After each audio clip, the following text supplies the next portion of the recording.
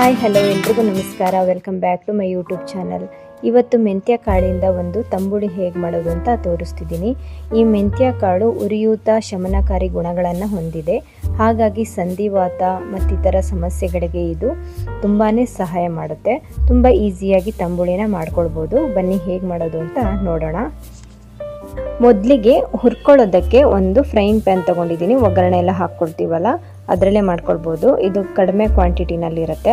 ಒಂದು ಅರ್ಧ ಸ್ಪೂನ್ ಮೆಂತ್ಯ ಕಾಳು ಹಾಕ್ಕೊಳ್ತಾ ಇದ್ದೀನಿ. ಹಾಗೆ ಅರ್ಧ ಸ್ಪೂನು ಜೀರಿಗೆ ಹಾಕ್ಕೊಳ್ತಾ ಇದ್ದೀನಿ.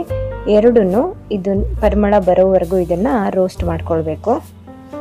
ಕಡಿಮೆ ಉರಿನಲ್ಲೇ ಒಂದು 2 ನಿಮಿಷ ಇದನ್ನು ರೋಸ್ಟ್ ಮಾಡಿಕೊಂಡ್ರೆ ಸಾಕಾಗುತ್ತೆ. ಕಲರ್ ಚೇಂಜ್ ಆಗುತ್ತೆ, ಹಾಗೆ ಸ್ಮೆಲ್ ಕೂಡ ಬರುತ್ತೆ, ಗೊತ್ತಾಗುತ್ತೆ ನಿಮಗೆ.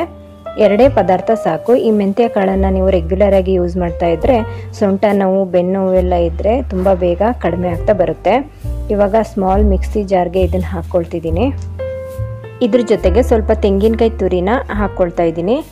ಇದನ್ನು ಸ್ವಲ್ಪ ಹೆಚ್ಚು ಕಮ್ಮಿ ಮಾಡ್ಕೊಳ್ಬೋದು. ನಿಮಗೆ ಎಷ್ಟು ಬೇಕು ಅಂತ ನೋಡಿಕೊಂಡು ಹಾಕ್ಕೊಳ್ಬೇಕಾಗುತ್ತೆ. ಹಾಗೇನೂ ಮಾಡ್ಕೊಳ್ಬೋದು. ತೆಂಗಿನಕಾಯಿ ತುರಿ ಹಾಕ್ಕೊಂಡ್ರೆ ಚೆನ್ನಾಗಿರುತ್ತೆ. ಇವಾಗ ಇದಕ್ಕೆ ಸ್ವಲ್ಪ ಮೊಸರನ್ನ ಆ್ಯಡ್ ಮಾಡ್ಕೊಳ್ತಾ ಇದ್ದೀನಿ. ತಂಬುಳಿ ಎಲ್ಲ ಮಾಡೋದಕ್ಕೆ ಮೊಸರು ತುಂಬಾ ಇಂಪಾರ್ಟೆಂಟು. ಮೊಸರನ್ನ ಮಿಕ್ಸಿ ಜಾರಿಗೆ ಹಾಕ್ಕೊಳ್ತಾ ಇದ್ದೀನಿ. ಚೆನ್ನಾಗಿ ಇದು ಎಲ್ಲ ಮಿಕ್ಸ್ ಆಗುತ್ತೆ ಅಂತ, ಆವಾಗ ಟೇಸ್ಟ್ ಚೆನ್ನಾಗಿರುತ್ತೆ. ಇದಕ್ಕೆ ಜೀರಿಗೆ ಮೆಣಸನ್ನ ಹಾಕ್ಕೊಳ್ತಾ ಇದ್ದೀನಿ. ಇದಿಲ್ಲ ಅಂದರೆ ಹಸಿಮೆಣಸಿನ್ಕಾಯಿನ ಫ್ರೈ ಮಾಡಿ ಹಾಕ್ಕೊಳ್ಬೋದು.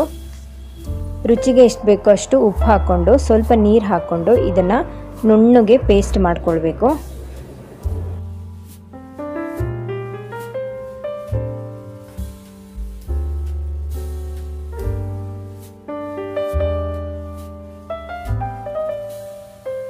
ಇದಿವಾಗ ರುಬ್ಕೊಂಡಾಗಿದೆ. ನುಣ್ಣಗೆ ರುಬ್ಕೊಂಡ್ರೆ ಚೆನ್ನಾಗಿರುತ್ತೆ. ಇವಾಗ ಎಷ್ಟು ಬೇಕೋ ಅಷ್ಟು ನೀರು ನೋಡಿಕೊಂಡು ಹಾಕ್ಕೊಳ್ಬೇಕು. ತುಂಬ ತೆಳ್ಳಗೆ ಮಾಡ್ಕೊಳ್ಬಾರ್ದು, ತುಂಬ ದಪ್ಪನೂ ಇರಬಾರ್ದು. ಮೀಡಿಯಮ್ ಹದ ಬರೋ ಥರ ಇದನ್ನು ಮಿಕ್ಸ್ ಮಾಡ್ಕೊಳ್ಬೇಕು.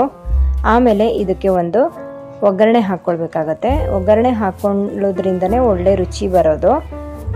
ಸ್ವಲ್ಪ ಎಣ್ಣೆ, ಸಾಸಿವೆ, ಇಂಗು, ಕರಿಬೇವು, ಒಣಮೆಣಸಿನ್ಕಾಯಿ ಎಲ್ಲ ಹಾಕ್ಕೊಂಡು ಒಗ್ಗರಣೆ ಹಾಕ್ಕೊಳ್ಬೇಕು. ಮೆಂತ್ಯ ಕಾಳಿನ ರುಚಿಯಾದ ಆರೋಗ್ಯಕರವಾದಂತಹ ತಂಬುಳಿ ರೆಡಿಯಾಗಿದೆ. ಒಂದು 2-3 ಪದಾರ್ಥ ಇದ್ದರೆ ಸಾಕಾಗುತ್ತೆ. 5 ನಿಮಿಷದಲ್ಲಿ ನೀವು ಇದನ್ನು ರೆಡಿ ಮಾಡ್ಕೊಳ್ಬೋದು. ಬಿಸಿ ಬಿಸಿ ಅನ್ನಕ್ಕೆಲ್ಲ ತುಂಬ ಚೆನ್ನಾಗಿರುತ್ತೆ. ಒಂದ್ಸಲ ನೀವು ಟ್ರೈ ಮಾಡಿ ಹೇಗಿತ್ತು ಈ ರೆಸಿಪಿ ಅಂತ ಕಮೆಂಟ್ ಮಾಡಿ ತಿಳಿಸೋದನ್ನು ಮರಿಬೇಡಿ. ಹಾಗೆ ಈ ವಿಡಿಯೋ ಇಷ್ಟವಾದರೆ ಲೈಕ್ ಮಾಡಿ, ಶೇರ್ ಮಾಡಿ, ನಮ್ಮ ಚಾನಲ್ನ ಸಬ್ಸ್ಕ್ರೈಬ್ ಮಾಡ್ಕೊಳ್ಳಿ ಅಂತ ಹೇಳ್ತಾ ನೆಕ್ಸ್ಟ್ ಮತ್ತೊಂದು ವಿಡಿಯೋದಲ್ಲಿ ಸಿಗೋಣ. ಈ ಇಂಗ್ರೀಡಿಯೆಂಟ್ ಲಿಸ್ಟ್ ಬೇಕಾದರೆ ಕೊನೆಯಲ್ಲಿ ಹಾಕಿರ್ತೀನಿ, ನೀವು ಚೆಕ್ ಮಾಡ್ಕೊಳ್ಬೋದು. Thank you so much.